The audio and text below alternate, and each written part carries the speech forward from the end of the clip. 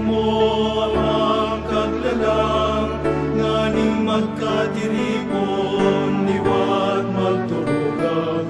Mga aki mo kami, piniling banwa, ngunyan-uya kami, sa banal mong erokan, napupungaw ikan nilinaw. Mayayaan kang ikan hukyaw, nagmamabot ikan makaibahan, mamatea sa taon niya mo ngunyan, gaya-gayang magkurang, gaya-gayang. An aldaw ning kagurangnan, pagkabuhay liwat, pagkaanggan amay enot na aldaw ning semana. Marcos 16:9. Sa enot kang anom na tugon kang satong simbahan, dapat kitang magsimba kada Domingo, asin sa mga banal na aldaw ning obligasyon. Sa Pilipinas, ang mga banal na aldaw ning obligasyon, iyo ang mga minasunod. Fetsa 8 kang Disyembre, Solemnidad kang Inmaculada Concepcion. Fetsa 25 kang Disyembre, Solemnidad kang Pagkamundag kang Kagurangnan. Asin, Fetsa 1 kang Enero, Solemnidad ni Maria, Ina kan Dios. Totoo, ang gabos na aldaw dapat para sa Dios. Alagad, nagtalaan ng Dios ding sarong aldaw sa semana na dapat pabanalon sa paagi ning pagpahingalo sa trabaho. Tangani magkatiripo ng banwaan sa pagsamba asin pagpasalamat sa Dios. Abang rahay na ang bilog na pamilya asin komunidad nagkakatiripon asin aktibo sa pagpartisipar sa Santa Misa o ang inaapod niyatong pagsimba, hulita ini ang pinakahalangkaw asin pinakakumpletong pamibi na pwede niyatong idolot sa Dios sa aldaw kan kagurangnan. Sa ngaran kang Ama, asin kang Aki, asin kan Espiritu Santo. Amen. Sa libro ning Henesis, haman na ang paglalang sa ikapitong aldaw, asin sa aldaw na ini, ang Diyos nagpahingalo. Benendisyonan asin pinabanal niya ang aldaw na ini, na inapod Sabath o Sabado na buot sabihon siya nagpahingalo. Sa mga libro ng Exodo asin Deuteronomio, pagkahalikan mga Israelita sa kauripnan sa Ehipto, asin kang sindana sa bukid kang Sinai, inapod kang Dios si Moises asin itinao ang 10 togon na dapat utubon kan banwaan kang Dios. Sa ikatulong togon, ang Dios nagsabi, girumduma ang aldaw kang Sabath, tanganing mapabanal. Dagdag pa niya ng aldaw ini ning pagpahingalo, siring kang pagpapahingalo kang Dios, pagkatapos dahaman ang paglalang. Aldaw man ini ning pagirumdum kan pagligtas hale sa Egypto. Kaya ang pagrumdum kang Sabat, iyo ang pagpahingalo, hulita sa dai pagtrabaho, natatawa ning panahod ang pagrumdum kang dakulang nangangalasan kang paglalang asin pagligtas, na ginibo kang Dios na makapangyarihan.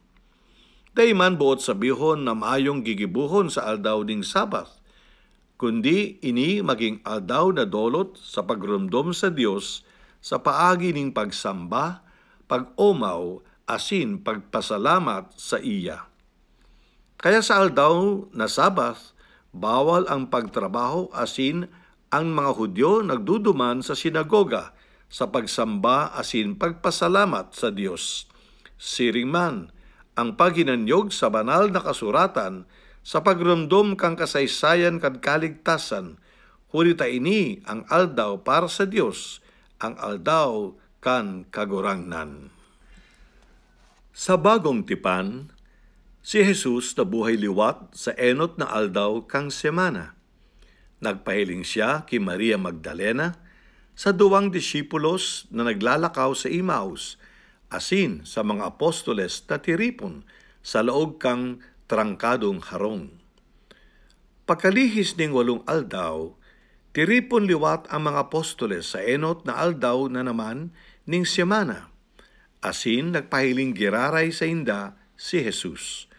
Pon kaini, naging kaugalian kan mga disipulos na magtiripon kada enot na aldaw ning semana, tanganing girumdumon ninda si Jesus.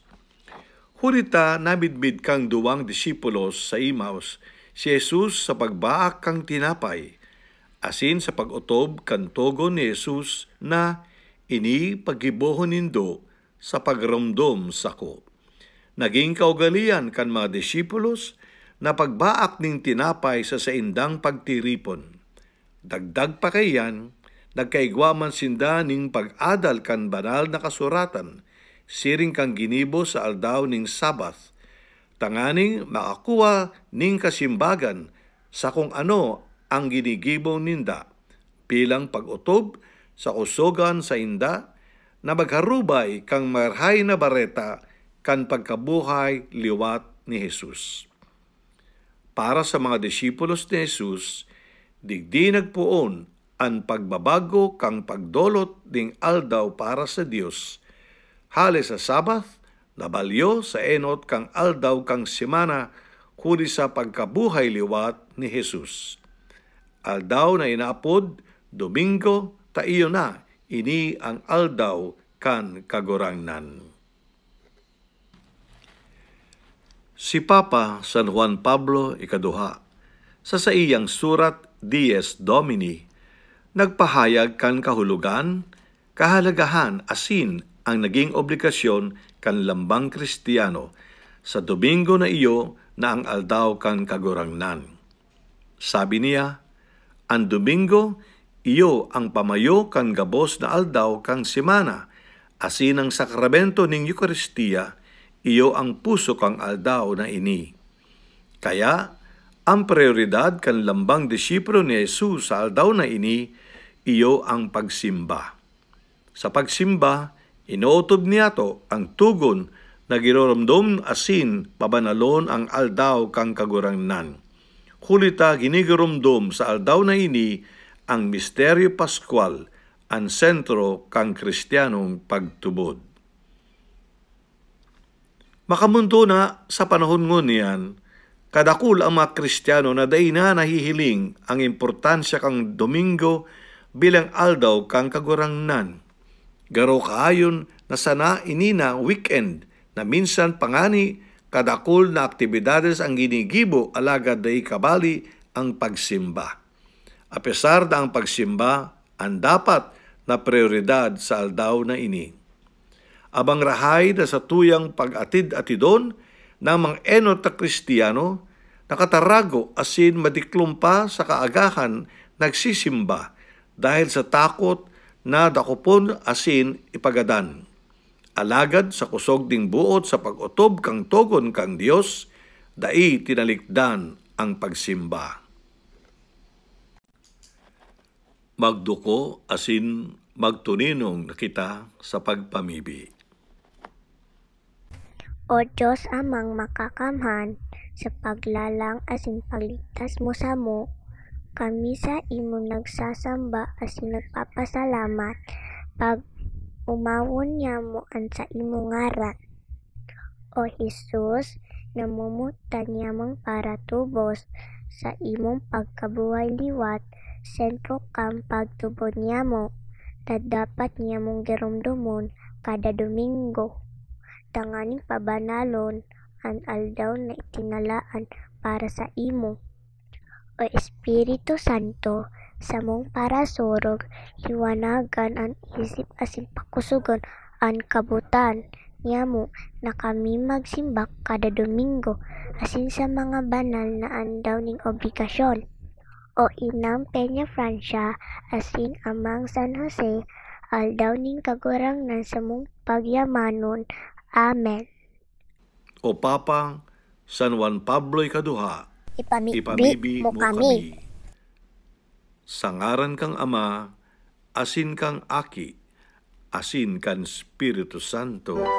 Amen.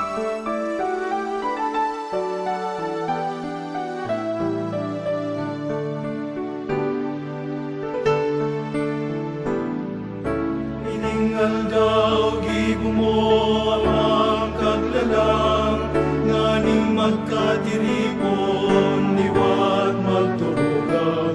Mga aki mo kami, piniling banwa, ngunya-nguya kami, sa banal mong erokan, napupungaw ikan nilinaw. Maya-maya hanggang ikan hukyaw, nagmamabot ikan makaibahan, mamatea sa taon niya mo ngunya. Magayagayang magkurahaw, magayagayang magsanayaw, iitasan ka lang sa pag-umaw, sa pag-umaw.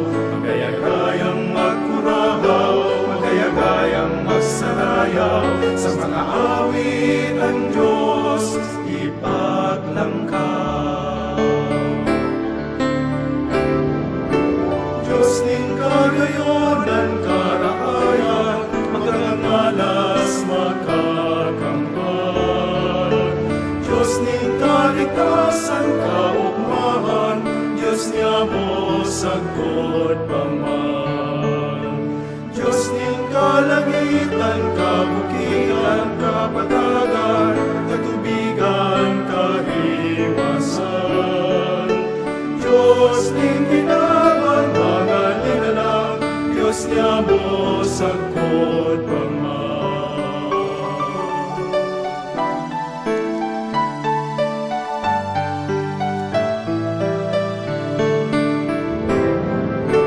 Diyos ning kagayonan, karahayan, makakangalas, makakaman. Diyos ning kaligtasan, kaugmahan, Diyos niya mo sagod paman. Diyos ning kalangitan, kabukilan, kapatagan, katubigan, kahiwasan. Diyos ning ginaban, mga linalang, Diyos niya mo sagod paman. Diyos ning ginaban, mga linalang, Diyos niya mo sagod